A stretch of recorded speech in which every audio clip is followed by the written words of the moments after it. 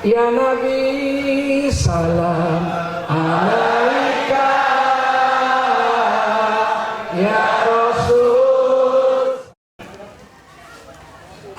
Manusia ada lahir, ada mati. Manusia ada tawa, ada tangis, ada sedih, ada senang.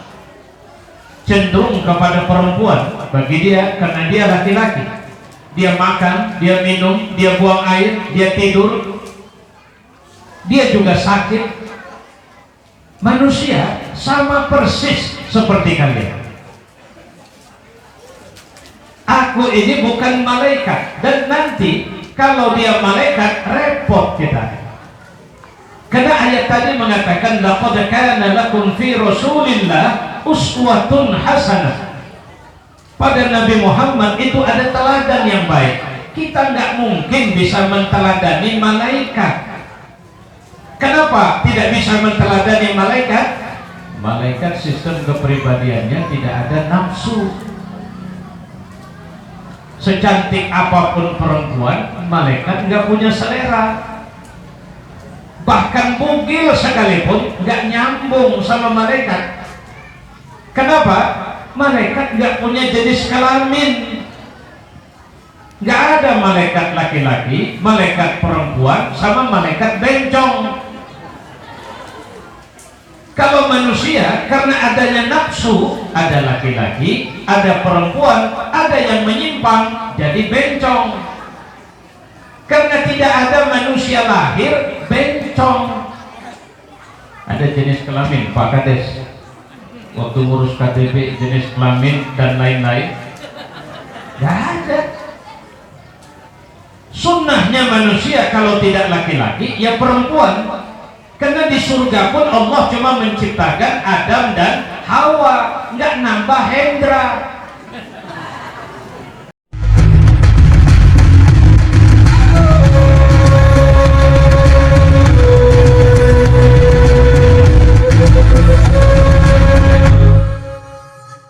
Assalamualaikum warahmatullahi wabarakatuh.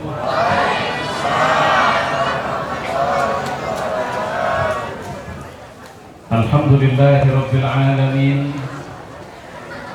wassalatu wassalamu ala asyrafil anbiya'i wal mursalin wa ala alihi wa sahbihi ajma'in. Qala Allah fil Qur'an, a'udzu billahi minasy syaithanir rajim. Bismillahirrahmanirrahim. Laqad kana lakum fi Rasulillahi uswatun hasanah liman kana yarjullaha wal yawmal akhir wa dzakarallaha katsiran. Shadaqallah wa shadaqa rasuluh wa ba'du. Pertama, hormat saya kepada para asatizah. Ada Ustadz Hendro, Ustadz Bukhari, dan para asatiz yang lain.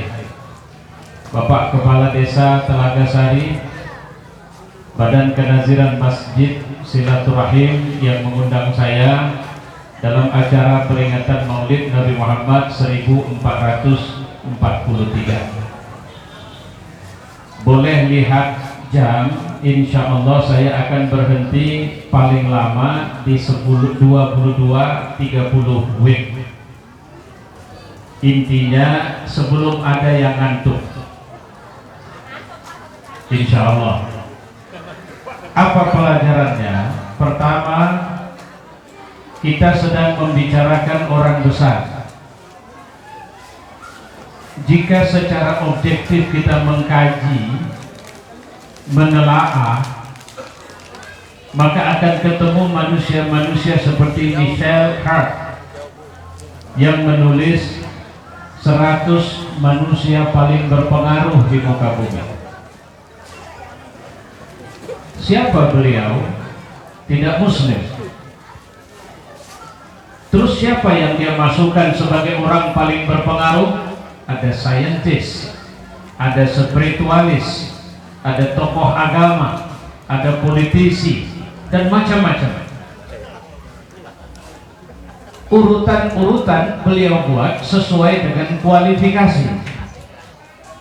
Siapa orang nomor satu menurut beliau? Muhammad Sallallahu Alaihi Wasallam.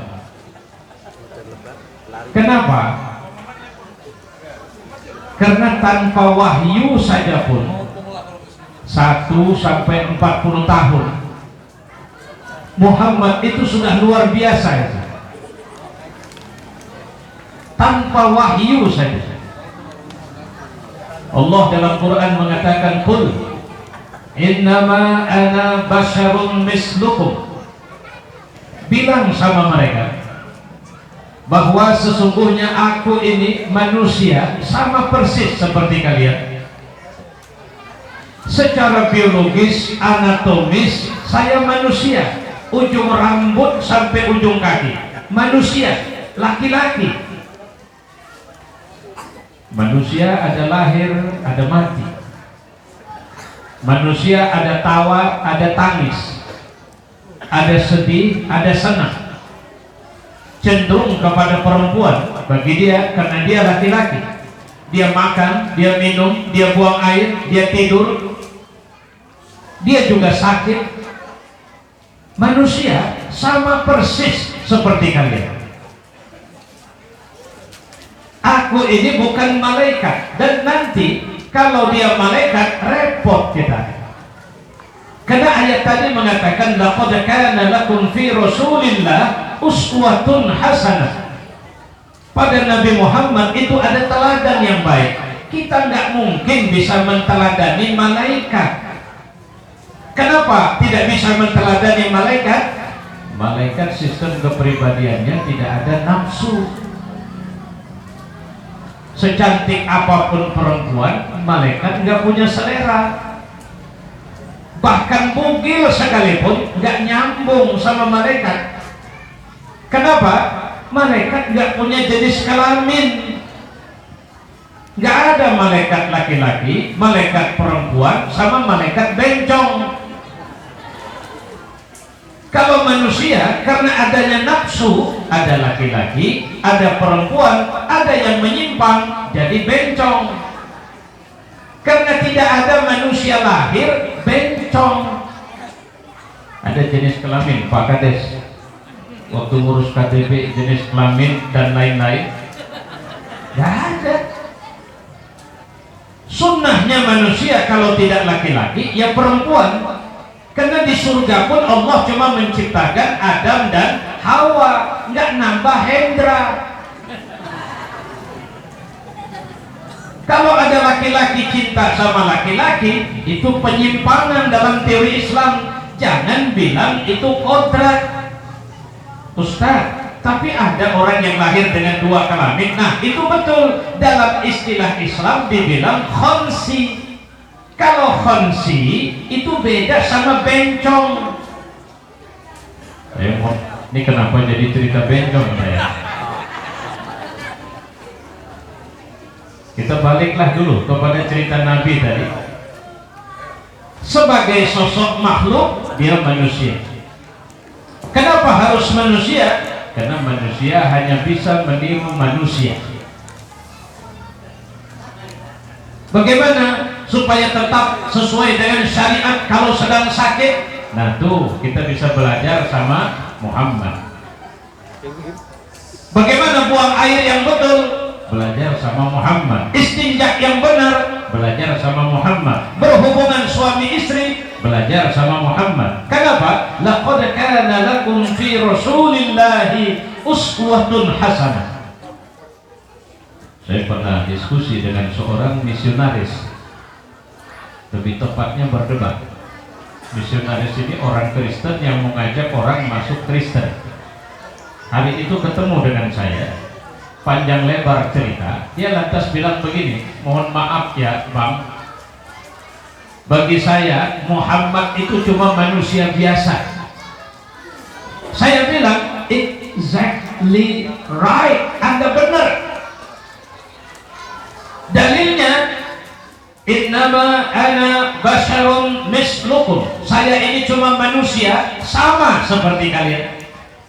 Pak Ustadz, kalau Nabi buang angin bau nggak ya? Coba cium anginmu sendiri dulu. Wangi atau tidak? Tidak. Nah, sama. Kotoran Nabi ada nggak dirawat orang? Tidak. Yang namanya kotoran tetap najis, bau. Nggak ada beda. Kalau tidak ada beda, maka perlakuannya sama. Ustaz, kalau memang kita mencontoh Nabi, kenapa sekarang banyak umat Islam amalnya berbeda-beda? Perbedaan yang direstui Nabi, perbedaan yang masih masuk dalam wilayah agama, itu namanya khilafiyah. Khilafiyah sampai mati pun susah disatukan. Kemarin dalam grup yang saya kelola terjadi perdebatan pro kontra antara apakah maulid Nabi diperingati ini bid'ah atau tidak. Yang bilang mengeluarkan dalil, yang bilang tidak mengeluarkan dalil. Terjadi perdebatan berhari-hari. Seorang anggota grup negur saya, Ustaz tidak baca. Baca, saya bilang. Kenapa Ustaz tidak nimbrung? Saya bilang. Selesai perdebatan mereka. Enggak Ustaz, ya sudah, ngapain saya nimbrung? Karena percayalah, kalau saya nimbrung, saya pasti akan ada salah satu dari dua pendapat itu. Kalau saya berada dari salah satu dua pendapat itu, yang nggak cocok sama saya akan bisa memberikan tudingan. Wah, rupanya Ustaz itu kelompok ini rupanya. Maka saya tidak mau nimbrung. Kenapa? Kalau tidak tuntas itu khilafiyah. Kalau berakhir akhirnya bertumbuh itu iftiraq namanya, pepecahan. Satu masjid BKM-nya 3, coba bayangin. Di Medan kejadian loh Pak. Ada masjid BKM 3, 2 BKM saling lapor ke polisi, 1 BKM pecah, luka tangannya. Saya pikir itu masjid tempat gulat atau partai politik. Serius. Penyakit sekarang karena kita tidak berangkat dari sunnah, orang ngurus masjid seperti ngurus bisnis. Makin gemuk kota infak, setan bentuk BKM di sini. Badan Kehancuran Masjid. Targetnya apa? Buat jamaah curiga sama BKM. Udah masjid silaturahim, ketua BKM beli kereta baru ini. Kotak infak nggak pernah dilaporin berapa. Lah, kok lari ke kotak infak? Kenapa? Hati-hati, di tempat orang Islam ngumpul, setan datang. Ustadz Hendro mimpin gerakan masjid lah, saya mohon maaf namanya tidak pas, tapi pokoknya kegiatan mereka melaksanakan subuh berjamaah yang minimal dihadiri oleh 400 orang setiap kegiatan. Belum besar Ustadz, nanti kalau sudah besar duitnya rame, setan juga jadi pengurus di situ. Kenapa? Setan tidak pernah mau kita menyatu dan bersatu. Nah, ini kita pelajari pelan-pelan. Siapa yang kita peringati? Nabi. Nabi apa? Nabi Muhammad. Muhammad ini nabinya siapa? Nabinya manusia. Harus garis bawah ya. Dia nabinya manusia. Manusia kapan? Akhir zaman. Ustaz, manusia sekarang tidak hanya Islam Ustaz. Ya, dia juga nabinya orang Kristen, dia juga nabinya orang Yahudi, dia juga nabinya orang Hindu, dia juga nabinya orang Buddha, dia juga nabinya orang Konghucu, dia juga nabinya semua orang. Ustaz, tapi mereka tidak mengakuinya sebagai nabi. Nah, persoalannya ada yang mengakuinya sebagai nabi, ada yang tidak mengakuinya sebagai nabi. Yang mengakuinya sebagai nabi disebut muslim, yang tidak mengakui sebagai nabi mereka kafir.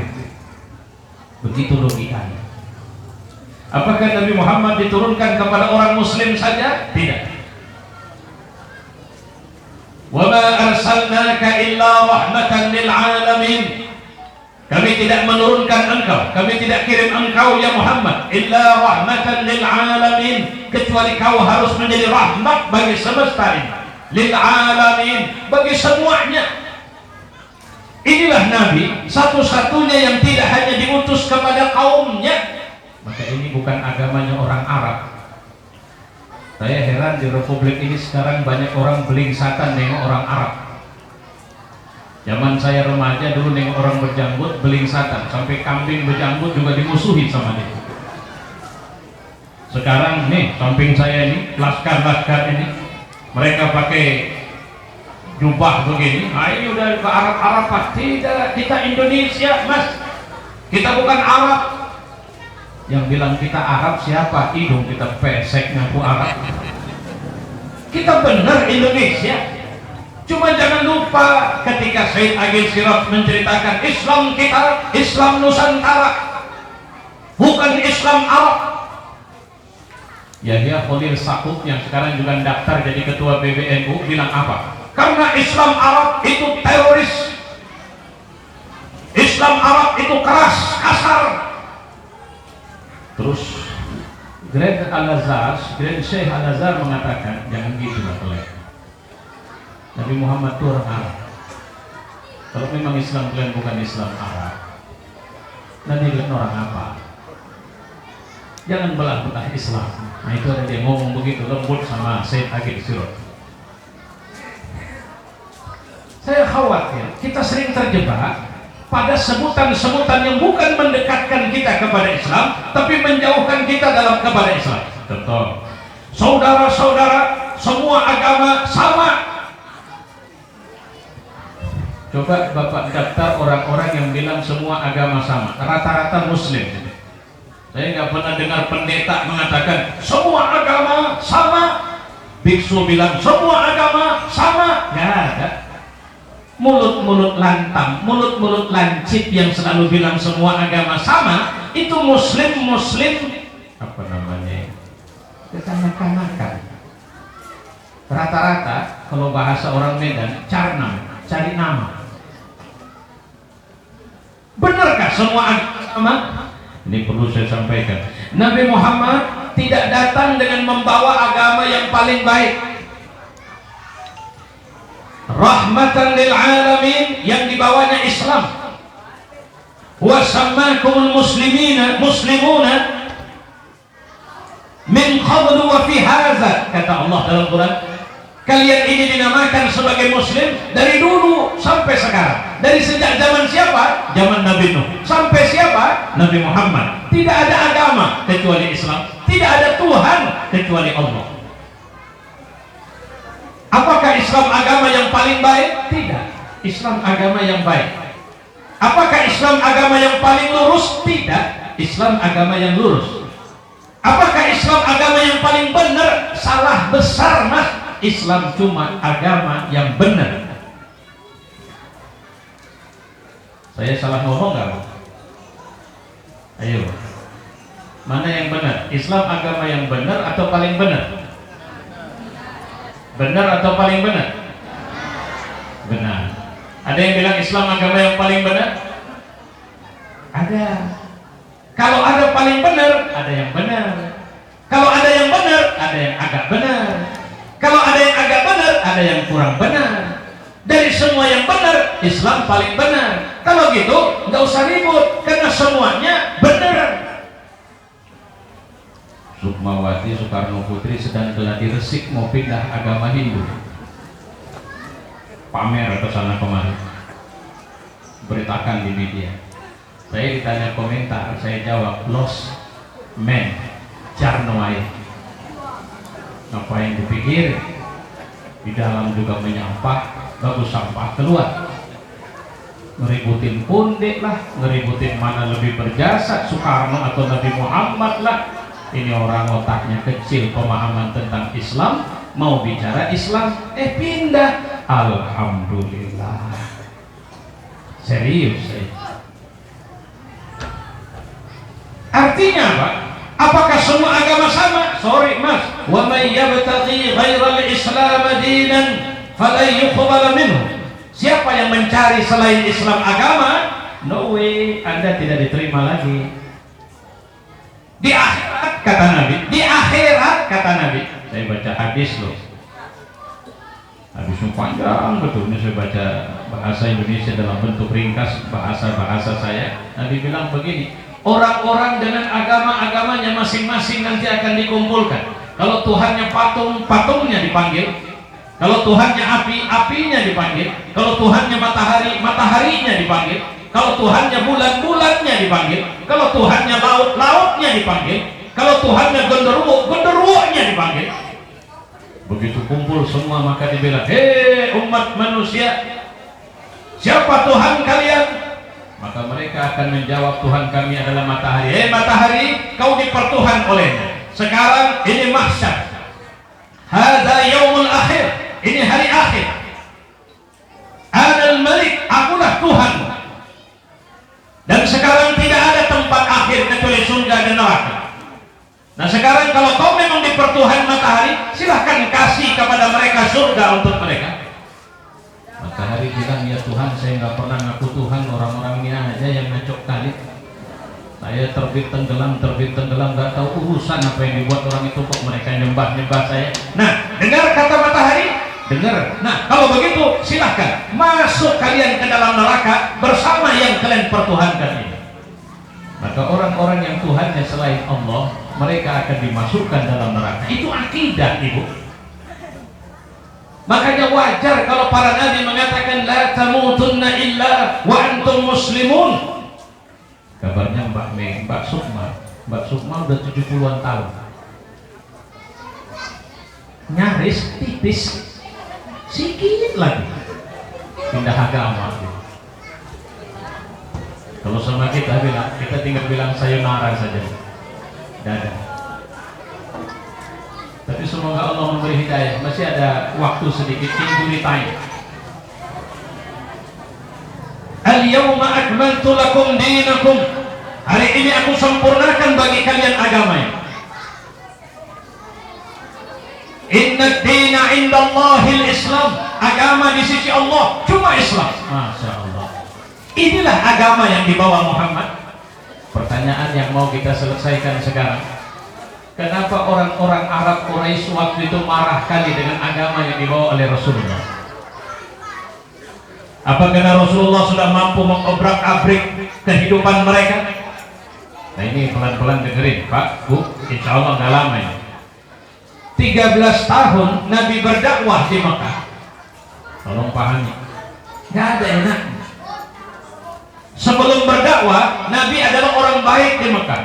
Usia 35 dikasih gelar Al-Amin. Pelacur segan, pemabuk segan, orang-orang jahat sungkan, semua orang sayang sama dia. Kenapa? Muhammad jujur, Muhammad rajin senyum, Muhammad rajin silaturahim, Muhammad orang yang sangat amanah. Mereka senang dengan Muhammad. Kalau ditanya, apa pernah Muhammad menundukkan wajahnya kepada berhala? Mereka jawab, tidak pernah. Itu orang yang aneh betul. Gak pernah sekalipun ikut acara peringatan berhala kami. Tidak pernah mengaku seakidah dengan kami. Kalau makan baca bismillah, kalau sudah selesai ya alhamdulillah. Tidak pernah duduk bersama anak-anak muda punk. Gak pernah ngadirin nonton keyboard. Tidak pernah duduk di warkop. Orangnya pendiam, tidak mau banyak bicara, pemalu, tidak suka menatap perempuan, tidak pernah merlik perempuan. Itu Muhammad orang hebat. 40 tahun tinggal, dia dikenal sebagai orang baik. Ternyata pelajarannya Pak, 40 tahun jadi orang baik, kalau tidak bisa merubah, Bapak itu ngapain di sini? Jadi tadi yang dibilang Ustadz bagus, masak mencirim bisa buat satu desa, bisa punya apa namanya tadi, ambulans.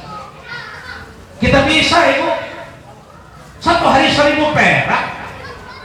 Gak apa-apa, ini yang lampunya ini kayaknya pernah pengalaman nata lampu di diskotik. Jadi ada gelap-gelap. Kita punya pengalaman. Dan kemudian apa yang harus kita lakukan? Nah ini Pak, jangan pernah jadi orang baik saja. Karena orang kalau baik, dia cuma jadi prasasti. Di kampung kita ada orang baik yang tidak pernah sholat kecuali ke masjid. Tiap berangkat sholat melintasi warung togel misalnya, warung judi misalnya, dan setiap lewat hanya senyum saja. Percayalah, orang jahat tidak akan segan sama orang baik kalau orang baik tidak amar ma'ruf nahi munkar. Tiap hari Bapak lewat ke masjid, tiap hari Bapak lewat ke masjid, sekali Bapak ditegur sama yang biasa judi, "Pak, mau ke masjid ya Pak?" "Iya." "Waduh Pak, bisa titip Pak?" "Titip apa?" "Saya udah seminggu lebih Pak, nggak pernah nembus ini Pak. Bisa nggak doakan sama Tuhan supaya saya bisa menang hari?" Nggak ada segan. Berapa banyak orang-orang jahat sekarang lebih berwibawa dari orang baik. Kenapa? Karena orang baiknya bungkam, jubun, pengecut, tidak berani mengatakan jangan, tidak berani mengatakan tidak kepada kebatilan. Preman lebih berwibawa dari ustaz. Pelacur lebih terhormat dari wanita baik-baik. Kenapa bisa demikian? Jawabannya itu tadi, bahwa menjadi orang baik saja itu tidak boleh. Itulah makanya Nabi Muhammad digeser episode hidupnya dari sekedar jadi orang baik mengajak orang untuk buat baik. Ternyata ibu bapak, kebaikan itu harus dimulai dari mindset. Kalau bahasa orang manajemen, kalau bahasa kita, akidahnya yang harus dirubah. Akidah itu apa? Keyakinan, tekad, niat, perjanjian. Dengan siapa? Dengan Allah. Siapa Allah? Yang punya langit, yang punya bumi, yang punya malam, yang punya siang, yang punya matahari, yang punya bulan, yang punya galaksi yang begitu banyak. Allahu Akbar. Dia yang buat. Maka akidah itu adalah komitmen kita kepada Allah, pemilik semesta raya. Bukan cuma bumi yang menggenggam jiwa kita, yang menentukan kapan kematian datang. Orang punya harta tidak bisa menahan mati. Orang punya jabatan nggak bisa menahan mati. Orang punya apa saja nggak bisa menahan mati. Siapa yang bisa menahan? Siapa yang bisa memberi manfaat? Siapa yang bisa memberi mudarat? Allah. Saya pernah menyaksikan satu hari acara bukan kayak begini. Waktu itu saya masih sekolah, ikutan. Dia menyanyi, sunyi sepi hari ini tidak ada angin. Belum siap bilang tidak ada angin, ini teratak langsung dihantam angin puting beliung. Saya pernah saksikan. Kita pernah menyaksikan. Tahu Bapak sebenarnya berapa jumlah kematian tsunami Aceh kemarin? Hampir 1 juta orang. Lebih dari 700.000 orang mati. Itu masuk daftar yang hilang, daftar yang ditemukan sekitar 170-an juta, 170-an ribu orang. Apa yang terjadi? Gelombang air laut datang sampai berkilo-kilometer ke daratan. Siapa yang menggerakkan air laut? Allah. Siapa yang punya laut? Allah. Siapa yang kasih batasan antara laut dengan daratan? Allah. Siapa yang bisa menggetarkan punggung bumi? Allah. Tidak ada kekuatan kecuali Allah. Tidak ada Tuhan kecuali Allah. Itu yang ditanamkan Nabi Muhammad pertama sekali. Waktu itu sempoyonganlah orang-orang Arab. Bayangin, oh itu tema baru diomongin, udah ada yang jatuh. Apa yang jatuh? Oh lah ya, baru ngomong, entah siapa pula yang ngerjain.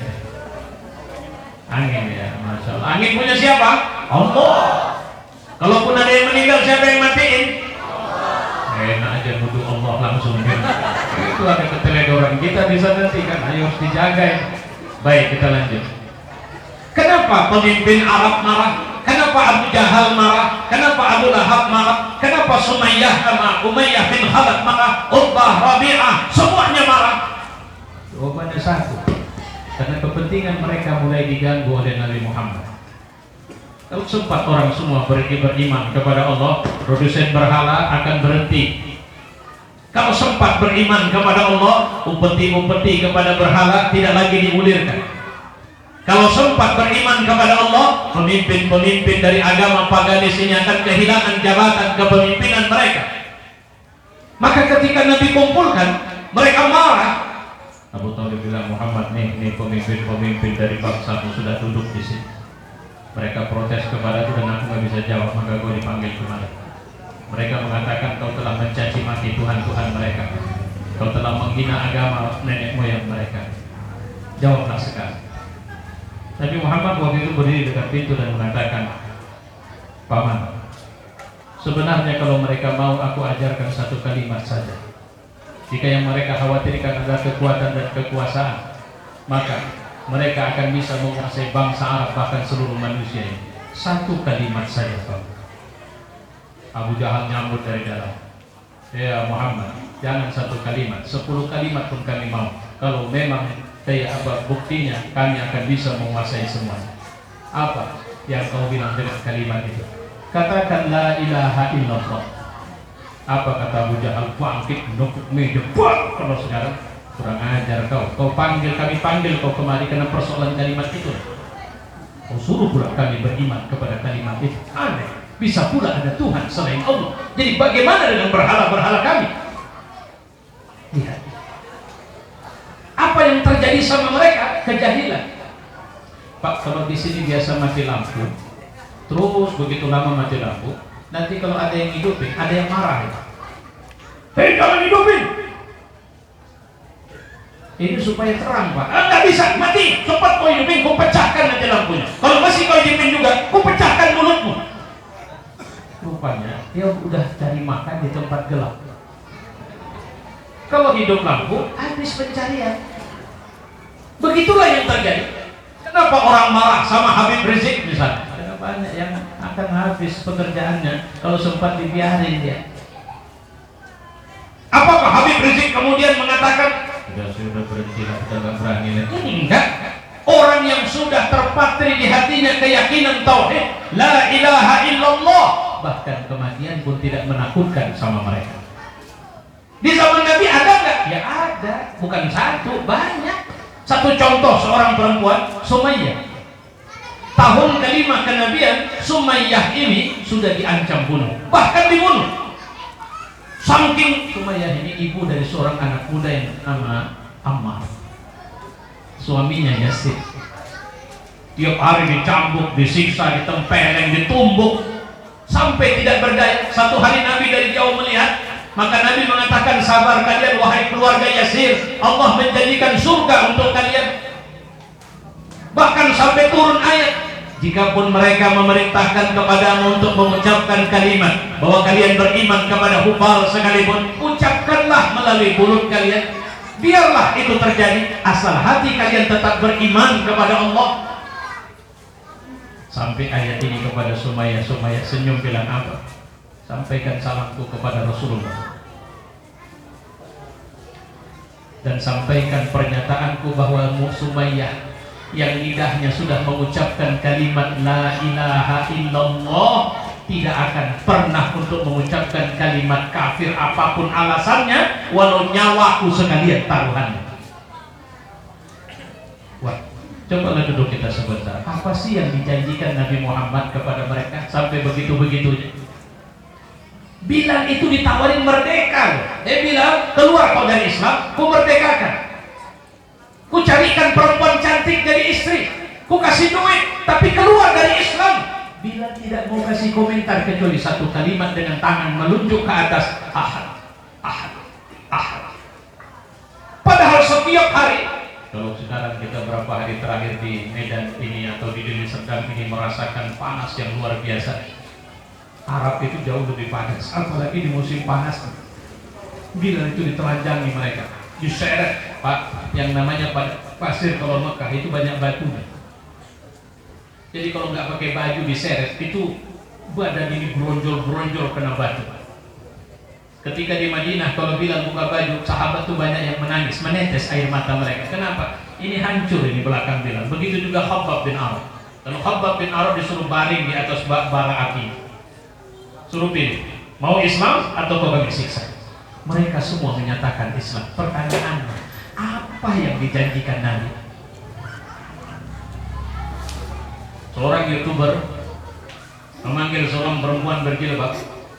Mbak, saya mau kasih challenge nih, kata si YouTuber. Challenge apa? Ini tempat ramai kan? Iya. Ini tempat terbuka kan? Iya. Saya mau kasih challenge, Mbak buka jilbab, saya kasih duit. Jawabannya berapa dulu? Sampai ketika challenge-nya 1 juta, dia langsung mau buka. Si YouTuber kebetulan orang baik. Jangan. Duitnya saya kasih, nggak apa-apa. Nah, nggak usah. Tapi yang pasti dengan duit 1 juta, Mbak sudah rela untuk membuka jilbab, bukan? Zaman itu disiksa sekalipun, mati sekalipun, mereka tidak mau keluar dari Islam.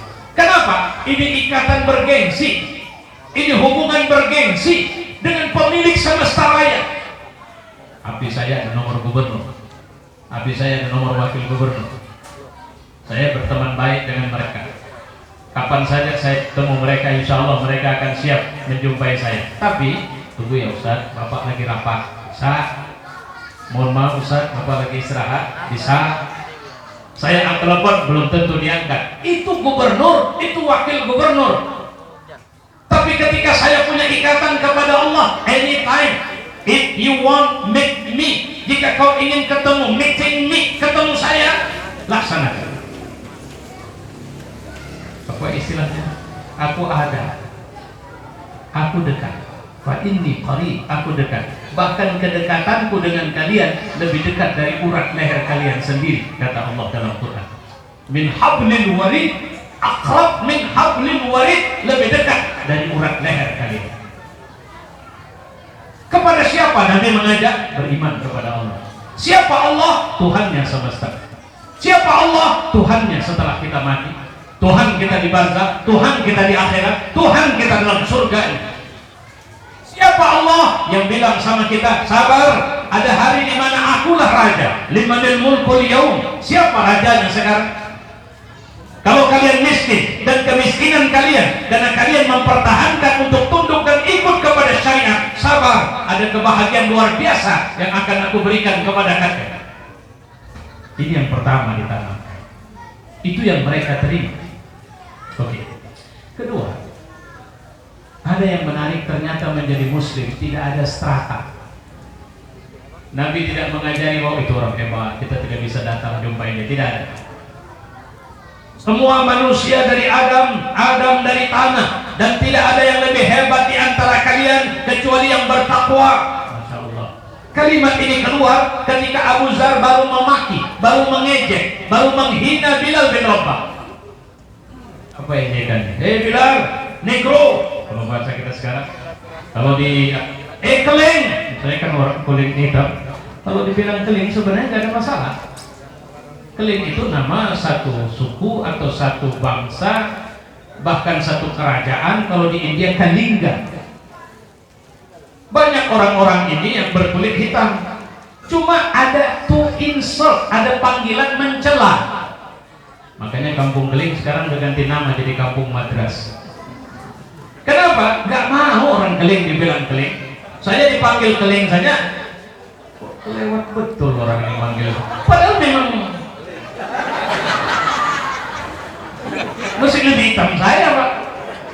Memang Keling. Abu Bakar, Bilal bin Rabah itu memang hitam, tapi ngadu dia sama Nabi. Ya Rasul, Abu Dzar telah mengejek saya. Dipanggil Abu Dzar. Siapa yang bilang kalau kulitmu merah putih, lantas kemudian kau lebih mulia dari Bilal? Siapa yang bilang karena kau bangsa Arab, bilang orang Habsyi, orang Afrika, lantas kau lebih mulia dari Bilal? Siapa yang bilang karena kau kepala suku Ghifari, sementara Bilal bantan budak, lantas kau lebih hebat dari Bilal? Nabi marah besar waktu itu, sampai nangis Abu Dzar. Dia datangi Bilal, Bilal, pijak kepalaku ini, udah kurang ajar kali aku. Bilal mengatakan, tidak, aku maafkan kau Abu Dzar, tapi jangan lagi kau panggil aku kayak begitu. Karena tidak ada kalimat, tidak ada sepotong hadis pun yang mengatakan hati kulitnya atau kalau hidung pesek berat masuk surga. Gak ada. Kulit hitam itu berat Pak, agak payah masuk surganya. Karena malaikat nyarinya aja pun payah. Gak ada. Siapa? Takwa. Di mana orang mukmin yang terhormat? Takwa. Apa itu takwa? Amal perbuatan kita dibungkus dengan keimanan yang tulus kepada Allah, dia muncul dalam bentuk amal maslahah, takwa. Inna akramakum indallahi atqakum. Orang paling mulia kalian itu paling bertakwa. Sama Allah, tiket kita untuk masuk surga takwa, bukan kaya. Kalau kaya baru masuk surga, zalimlah Allah kepada orang miskin. Kalau cantik sebab masuk surga, terlalu cemana Allah, kau kenapa menciptakan orang jelek? Kalau setelah punya jabatan baru masuk surga, maka percayalah menjadi rakyat itu menjadi golongan yang paling tidak disukai Allah. Jadi siapa yang masuk surga? Orang bertakwa. Pak, kalau kepala desa kami, Pak, bukan kepala desa kita di Telaga Sahilah contohnya, karena ada beliau di sini, kita ambil yang lain. Nah, kalau kepala desa kami, Pak, oh itu orang soleh, Pak. Solehnya gimana? Malam tahajud, pagi dia puasa, rajin infak, Pak, rajin zikir, rajin baca Quran, Pak, Bu. Kalau pemimpin cuma hebat karena rajin tahajud, banyak oma-oma rajin tahajud, harusnya dia yang jadi pemimpin. Kalau soleh itu bagi seorang pemimpin karena rajin puasa sunat, banyak nenek-nenek juga rajin puasa sunat, kenapa tidak dia saja ya? Ketakwaan itu tergantung karunianya. Takwanya orang kaya, prioritas utamanya bukan tiap tahun pergi umroh. Takwanya orang kaya, hartanya bisa dirasakan manfaatnya oleh orang susah. Takwanya pejabat, melayani rakyat. Takwanya ulama, ngajari umat. Takwanya orang tua, memberikan hak anak sampai anak itu menjadi anak yang soleh di jalan Allah. Takwanya anak, tidak durhaka kepada orang tua. Takwanya pemuda, iffah. Takwanya anak gadis, tutup auratmu nak, karena malaikat tidak akan dekat kepadamu. Jika malaikat tidak dekat kepadamu, maka setan yang akan mengerubunimu dan laki-laki hidung belang yang akan menyantapmu dengan matanya minimal. Allah mengatakan dalam Quran, jika penduduk negeri ini bertakwa, beriman dan bertakwa, walau anna ahlal qura amanu wattaqau lafatahna alaihim barakat. Kalau saja penduduk negeri ini bertakwa, Allah turunkan berkat dari langit. Apa itu berkat? Ziyadatul khair, bukan ngasih berkat itu. Saya ingat dulu waktu anak-anak saya di rumah itu selalu jadi wakil abah saya untuk pergi wirid. Kalau pas giliran ada nasi berkat, itu saya nggak langsung ke rumah. Tengah jalan saya bongkar dulu isinya. Serius, ini bukan canda. Memang begitu saya juga. Ya, apa yang saya cari? Rendang. Rendangnya saya ambil, saya masukkan kantong celana saya. Nasi berkat saya tinting lagi bawa rumah. Karena ditungguin oleh kakak dan adik saya. Ditanya, ada berkat? Ada. Nah, udah ambil sama kalian itu. Dibuka-buka. Rendangnya mana? Saya bilang, rendangnya sama aku lah, masa pula semua sama kalian? Karena dulu kami orang susah, dapat jumpa daging ayam sepotong saja jarang. Kalau nggak sakit tak pernah makan ayam. Itu zaman dulu. Berkat itu bukan itu. Berkah itu apa? Ziyadatul khair, tambahan yang baik. Berkah kali bu itu. Kenapa? Anaknya soleh. Anak itu rezeki, jadi berkah. Rezeki anak yang soleh. Berkah kali bapak tua. Kenapa? 4 istrinya. Sepakat itu berkah. Enggak sepakat. Istri saya sampai sekarang juga begitu. Diikhlaskannya saya kalau mau nikah lagi, tapi syaratnya ceraikan dia katanya. Saya bilang ya sama aja, itu nggak nyuruh nikah saya bilang. Nah, baik, kita balik ke tadi. Apa yang perlu kita lakukan? Kedua, sederhana. Kita tunduk kepada Allah, kita beriman kepada Allah, kita takwa dalam perbuatan kita. Sekarang ini sering kita bilang, ya zamannya Pak, mau jadi pengusaha repot Pak, ngurus tanah nanti. Ngurus tanah, prosedur iya, tapi itu juga KTP katanya gratis Pak, tapi selesai juga kita dibuat Pak Kepling sama Pak Kepala Desa. Bisa gratis, cuma ya 6 bulan, 8 bulan, tergantung minyak lah. Ini kalau nggak berdaya saya buat teman, dia tinggal di Medan, buat KTP, teleponnya orang kecamatan. Saya mau buat KTP, mohon maaf saya bisa nggak siap ini hari? Waduh, berat lah Pak, belangko aja habis. Ini orangnya ada, nanti tinggal tanya sama beliau. Belangko habis Pak. Terus dia bilang, iya sebenarnya saya 2 juta pun mau bayar kalau bisa siap hari. Waduh Pak, kebetulan belangko memang habis Pak. Tapi kalau nanti kami hubungi Bapak, tak sampai setengah jam telepon orang jam. Memang rezeki Bapak lah rupanya. Mesti ada rupanya sisa belangko lagi. Awan jadi rupanya. Ini zaman usah payah, nggak bisa kita lurus-lurus saja. Ini zaman di mana segala fitnah muncul, khianat dianggap amanah, amanah dianggap khianat, orang lurus dianggap bajingan, sementara bajingan dianggap pahlawan. Ini zaman beda, Pak Ustaz. Terus kau siapa di sini? Kau bajingannya atau orang lurus? Kau khianatnya atau amanahnya? Kita nggak bisa ikut zaman. Bahkan Allah mengatakan, "Ana minaz zaman." Aku zaman itu. Siapa yang menuduh zaman buruk, maka dia sama dengan menuduhku sebagai buruk. Disebutkan dalam satu hadis qudsi. Apa yang diajarkan Nabi? Lakukan kebaikan, Mas. Lakukan kebaikan. Jangan kedepankan caci maki, hujat dan sebagainya. Lakukan kebaikan. Karena sebenarnya kalau lebih banyak orang baik yang mereka bersekutu dalam kebaikan, melakukan kebaikan bersama. Tidak butuh. Kampung ini tidak banyak ustadz, tapi banyak orang soleh. Kampung ini tidak banyak ulama, tapi banyak orang tulus. Itu lebih Allah cintai ketimbang banyak ulama tidak lurus. Kemarin saya mendengar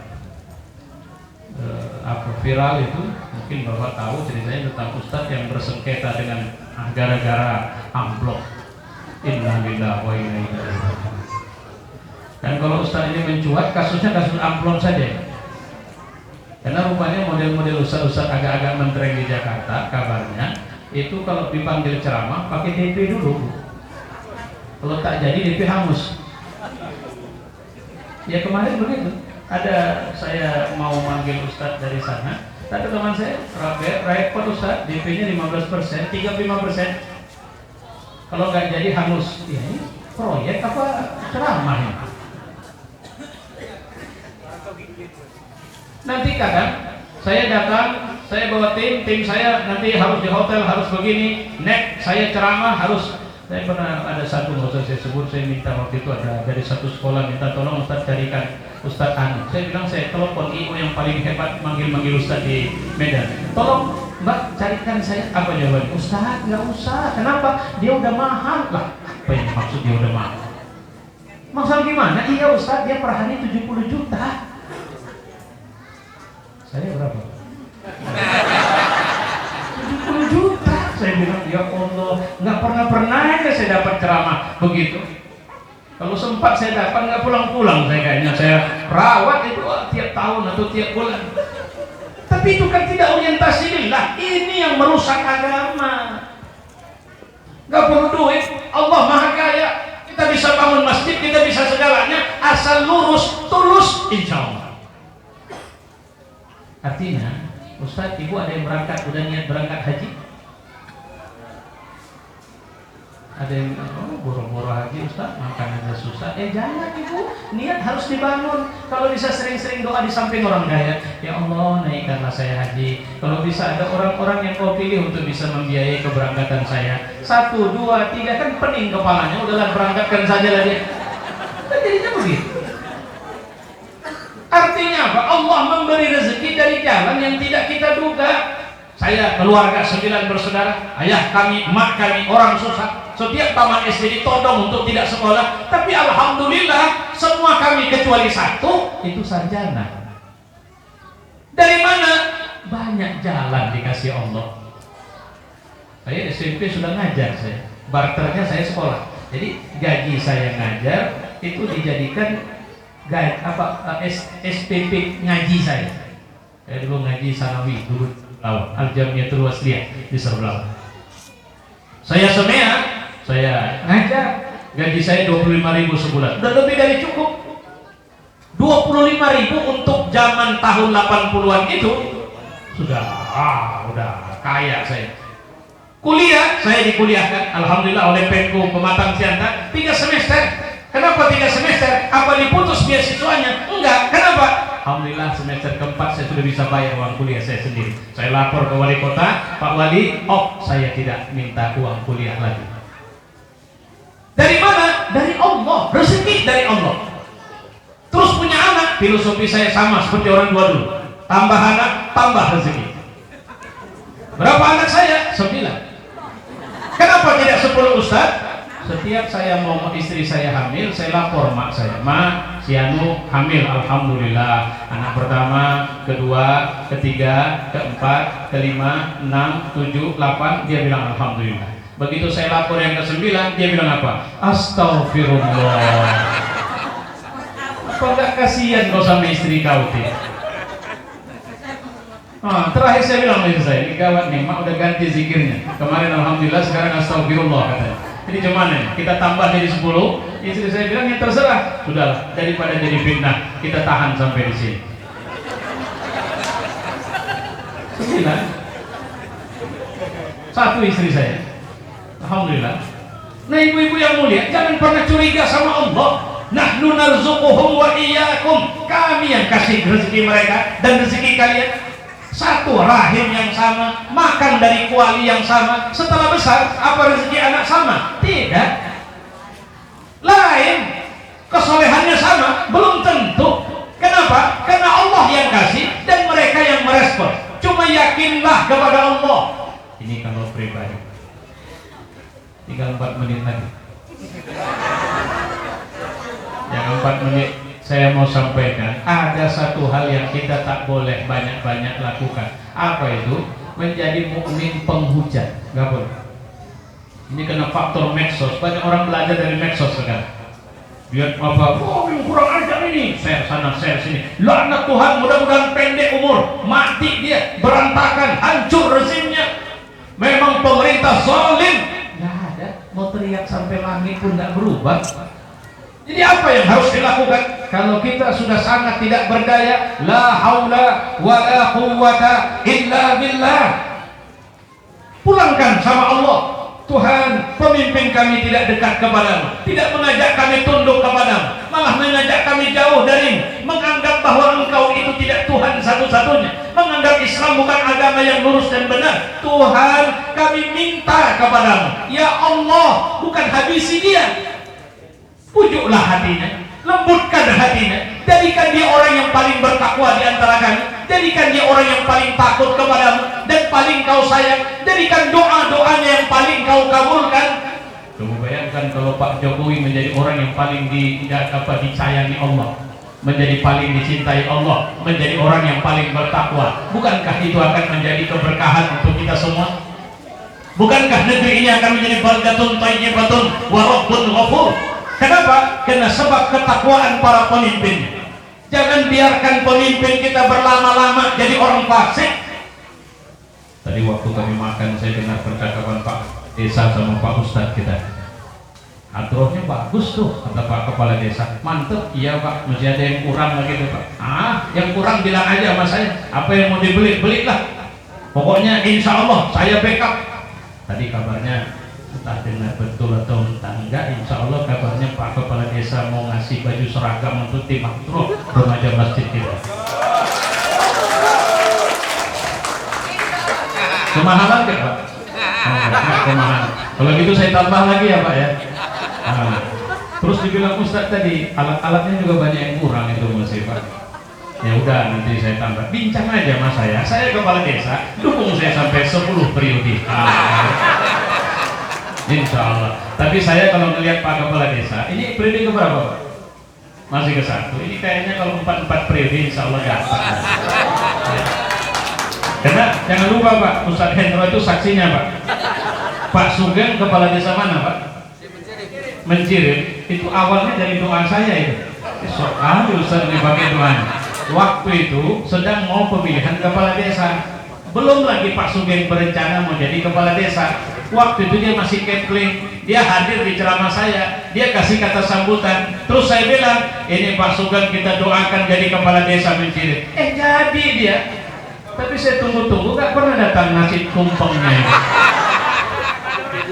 Nah, tapi insya Allah saya nggak ada nuntut apa-apa. Insya Allah Pak Kades kita, Ibu sepakat ya, panjang umur beliau, berkah umur beliau, dan kita doakan beliau minimal 3 periode di desa Telaga. Itu minimal. Lebihnya bapak-bapak lah yang kerjaan. Saya kira itu udah sampai 30. Ya, insya Allah. Ibu-ibu masih belum ngantuk? Nanti kita lanjutkan di acara Isra Mi'raj ya. Saya pikir ini insya Allah mari kita tutup dengan doa. Alhamdulillahirabbil alamin. Wassalatu wassalamu ala asyrafil anbiya'i wal mursalin wa ala alihi wa sahbihi ajma'in. اللهم اجعل هذا جمعنا في هذا المجلس جمعا مرحوما وتفرقنا من بعده تفرقا معصوما ربنا آتنا في الدنيا حسنة وفي الآخرة حسنة وقنا عذاب النار وصلى الله وسلم على محمد وعلى آله وصحبه أجمعين والحمد لله رب العالمين. السلام عليكم ورحمة الله وبركاته.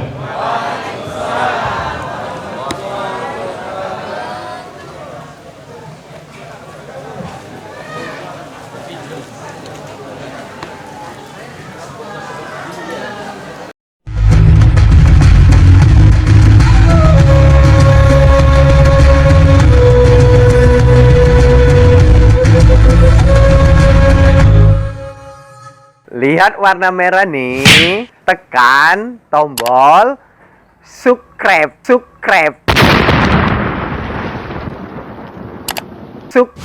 bagikan, share, suka, like, ting tong, loncengnya jangan lupa. Insyaallah, semoga video-video yang ada di Mencermin Syariah berguna bagi sahabat dakwah. Assalamualaikum warahmatullahi wabarakatuh.